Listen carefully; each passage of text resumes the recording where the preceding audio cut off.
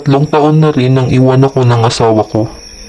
Sumama siya sa isang matandang mayaman para maging maginhawa ang kanyang buhay. Naiwan akong mag-isa sa pag-aalaga at pagbibigay sa mga pangangailangan sa anak kong si Tina.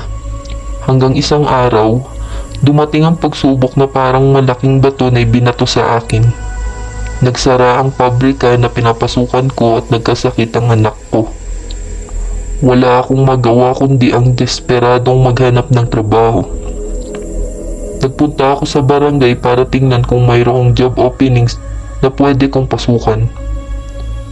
Nang lapitan ako ng isang malaki at maskuladong lalaki na ang pangalan ay Robert. Inakbayan niya ako at sinabing, "Balita ko, truck driver ka dati. May alam ako na papasukan mo.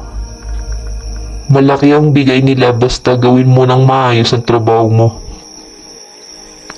"Sige, saan ba yan?" Masayang sagot ko.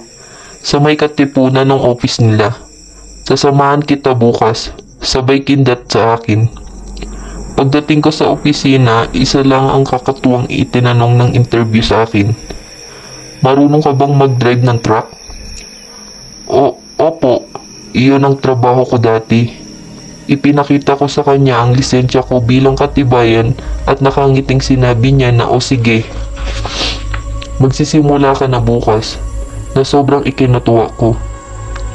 Dahil ang pagpasok ko ay 3:00 ng madaling araw, maaga akong gumising para mag-ayos. Kailangan ko raw magatid ng kinatay na laman ng hayop sa palengke kung saan nagbabagsak ang kumpanya na pinapasukan ko. Masaya ako nang malaman na makakasama ko si Robert sa pagdi-deliver.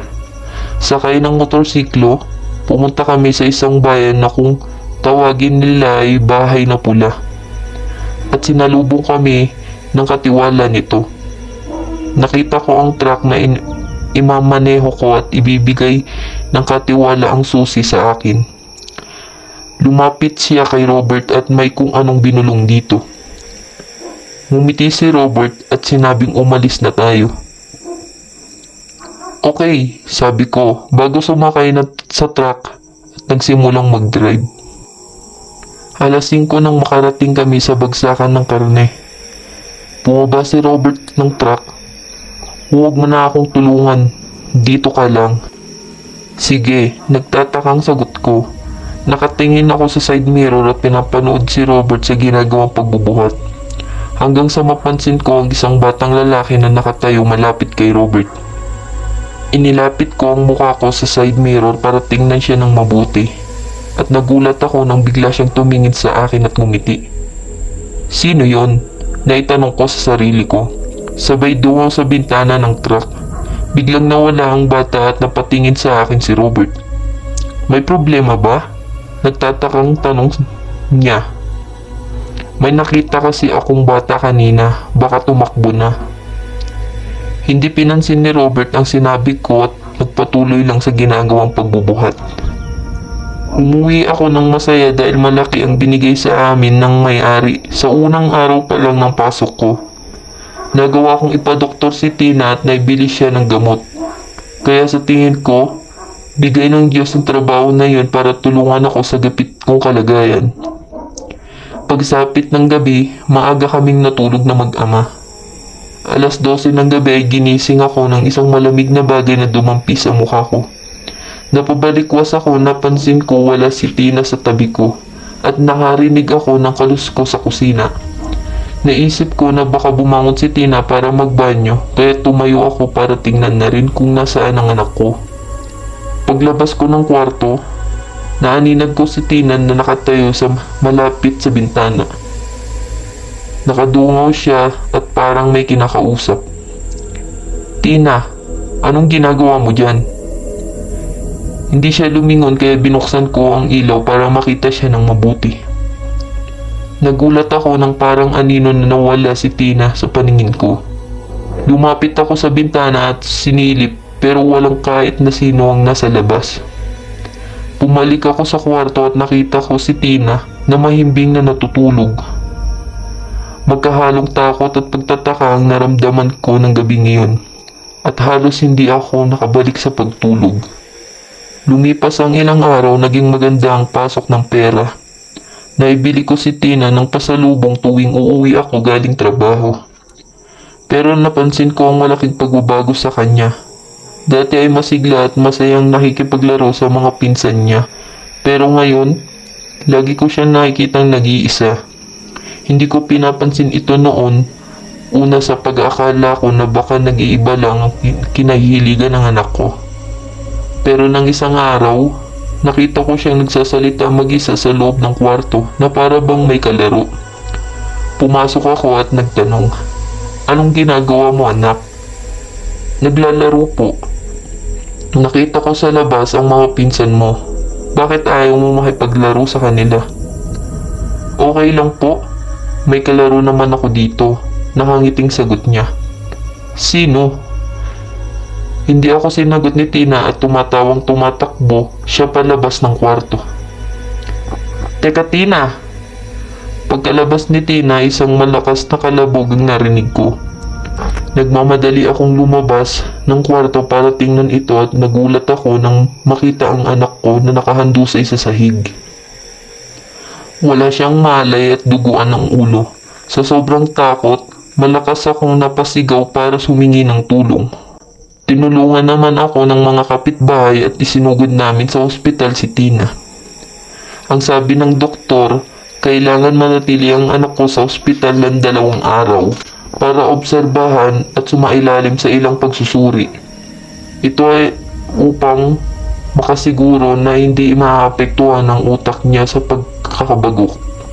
Nasabi ko sa doktor ang kakaibang napansin ko sa anak ko at tinanong kung bakit nangyayari yun. Ang sabi niya, normal lang naman sa mga batang kasing edad ni Tina na magkaroon ng malawak na imahinasyon. Mawawala din iyan pag nagdalaga, sabi niya. Gumaan ng konti ang loob ko nang marinig yun. Dahil kailangan ko pa rin pumasok sa trabaho at kumita para may pambayad kami sa ospital. Pinabantayan ko muna si Tina sa kapatid ko. Kinabukasan, nakaupo ako sa driver's seat at hinihintay si Robert na pumasok sa loob ng bahay para kunin ang mga karne. Sumandal ako sa upuan at pumikit para umidlip nang may marinig ako mula sa likod ng truck. Napabalikwas ako at nagtaka sa narinig, kaya bumaba ako para tingnan kung ano ang nasa likod. Napansin ko na bahagyang nakabukas ang pinto kaya naisip ko na baka may pumasok na hayop sa loob. Pagbukas ko, masangsang na amoy na hindi ko may paliwanag ang bumungad sa akin. Ano nga amoy ito? Dahil madilim pa at wala akong maaninag, inisip ko na kumuha ng flashlight. Pero nagulat ako nang makita si Robert na nakatayo sa harap ko at galit na nakatitig sa akin. Anong ginagawa mo? Seryosong tanong niya. May narinig akong kumalabog sa likod, kaya tiningnan ko. Ano nga pala ang naamoy ko? Parang hindi na natapos ang sasabihin ko ay inunahan ako ni Robert at sinabing hindi pa kasi nililinisan ng truck kaya naghalo-halo ang amoy ng dugo ng hayop sa loob. Pero hindi pangkaraniwang ang amoy. Hinawakan ako ni Robert sa balikat at tinitigan ng masama. Huwag nang maraming tanong. Gawin mo na lang ang trabaho mo, maliwanag. Nang araw na iyon, nagsimula akong magduda sa kung anong karne ang hinahatid namin sa palengke. Tuwing madaling araw, naisip ko na kapag nagkaroon ng pagkakataon gusto kong alamin ito dahil nararamdaman ko na hindi nagsasabi ng totoo si Robert. Pagkatapos ng trabaho, dumiretso ako sa ospital para tingnan ang kalagayan ni Tina. Naabutan ko siyang mahimbing na natutulog at sinabi ng doktor na wala naman na silang nakitang fracture o namuong dugo sa x-ray kaya maaari ko na siyang iuwi kinabukasan. Kahit pagod at puyat sa trabaho, pinauwi ko ang kapatid ko at nagpresenta na bantayan ng anak ko ng gabing iyon. 12:00 ng gabi ay naalimpungatan ako at nagising. Pupungas-pungas kong nilapitan ng anak ko at tiningnan ang lagay niya. Napalingon ako nang may marinig akong kaluskos sa pinto na parang may pumasok. Napansin ko na hindi nakasara ng mabuti ang pinto kaya lumapit ako at binuksan iyon para tingnan kung may tao sa labas.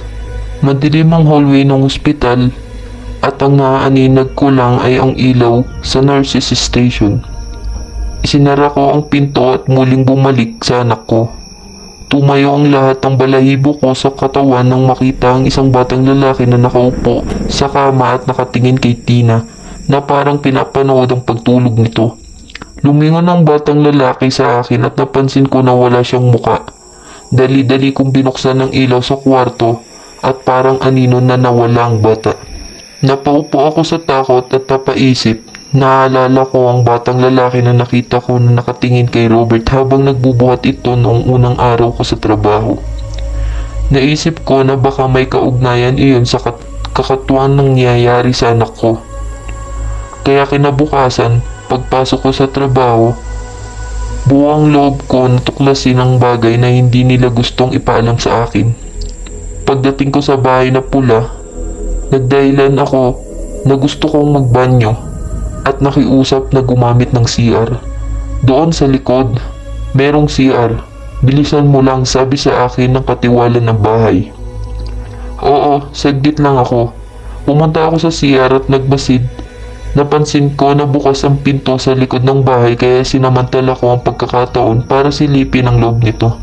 Pagpasok ko sa loob ng bahay, mas masahol pa sa nabubulok na karne ang namoy ko at halos maduwal ako. Nakita ko na walang kahit anong gamit sa loob at isang malaking mesa lang nakalagay sa gitna na may telang itim na nakatakip sa hayop na nakapatong sa mesa. At sa paligid nito ay may nakasabit na mga lamang loob at malalaking tipak na laman na hindi ko malaman kung ano. Dahil pinag-uumpukan ng mga langaw, mga alis na ako nang makarinig ng mahinang pag-ungol na parang nanghihingalo. Sa pagtataka, lumapit ako sa malaking mesa kung saan ko narinig ang pag-ungol at buong tapang na inalis ang telang itim na nakatakip. Puta! Sabi ko nang makita ang isang kaawang-awang bata na lalaki na nakahiga sa mesa. Naliligo siya sa dugo at putol ang mga kamay at paa. Buhay pa siya pero kinakapos na ng hininga. Napaatras ako at nanginginig sa takot hanggang sa marinig ko ang boses ni Robert na galit na sumigaw. Hindi ba't ang sabi ko sa'yo, gawin mo lang ang trabaho mo? Magkahalong galit at takot ang nararamdaman ko nang makita siya. Pero matapang kong nasabi, anong ibig sabihin nito? Bakit kayo kumakatay ng tao? Hahaha, mga batang kalye lang naman ang kinukuha namin at ginagawang karne. Walang magulang na naghahanap sa kanila kahit mamatay pa sila. Lumapit si Robert at ninawakan ako sa liig. Alam ko ang nasa isip mo ngayon. Nalaman mo ang lahat. Kaya pasensyahan na lang tayo pare. Huwag! Pakiusap. Hindi ako magsusumbong sa pulis. Pero simula ngayon, humanap na kayo ng bago ninyong driver. Ayoko ng ganitong trabaho. Ang nasabi ko habang nakatitig sa nalilisik niyang mga mata na handang pumatay ng tao. Malakas na tawa ang sinagot sa akin ni Robert. Sabay suntok ng malakas sa sikmura ko.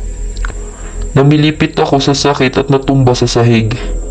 Nakita ko si Robert na kinuha ang itak na nakapatong sa mesa. Akala mo ba maniniwala ako na hindi ka magsusumbong sa pulis ha? Dahil pakialamero ka, isasama na kita sa mga laman na i-deliver ko ngayong umaga. Akmang tatagpasin ni Robert ang ulo ko, makarinig kami ng sirena ng pulis sa labas ng bahay. Nakita ko ang takot sa mukha ni Robert at nagmamadali siyang lumabas para tumakas. Hanggang sa magkakasunod na putok ang umalingaw sa paligid. Gusto kong tumayo para tumakas pero nanginginig ang mga tuhod ko. Isang pulis ang pumasok sa loob at inakaya ko palabas ng bahay. Sa police station ay sinabi ko ang lahat ng nalalaman ko at sinabi pang handa akong pagbayaran ang kasalanan ko dahil naging instrumento rin ako ng krimen ng walang kamalay-malay. Inalahad ko ang mga kamay ko at tandang magpakulong sa kanila. Naniniwala ako sa sinasabi mo, sabi ng pulis. Hindi ka rin naman nabanggit ng kasamahan nila na dumudukot ang bata. Ang sabi niya ay 3 lang sila na may alam sa krimen na nangyayari sa bahay na yun. Hindi rin namin iimbestigahan ang lugar na iyon kung walang nagrereklamo sa amoy na nanggagaling doon. Napaiyak ako. Salamat po. Ngumiti ang pulis sa akin, makakaalis ka na. Pagkalabas sa police station ay nagmamadali akong bumalik sa ospital. Nakita ko si Tina na masigla na ulit at wala ng sakit. Niyakap ko siya ng mahigpit at sinabing patawarin mo ako, nak. Kasalanan ko ang lahat. Binulungan ako ni Tina at sinabing, Papa, aalis na ang kaibigan ko. Sinong tinutukoy mo? Itinuro niya ang pinto. Siya po, yung batang kalaro ko. Wala man akong nakikita. Alam ko kung sino ang tinutukoy niya. Umagos ang luha mula sa mga mata ko. Patawad.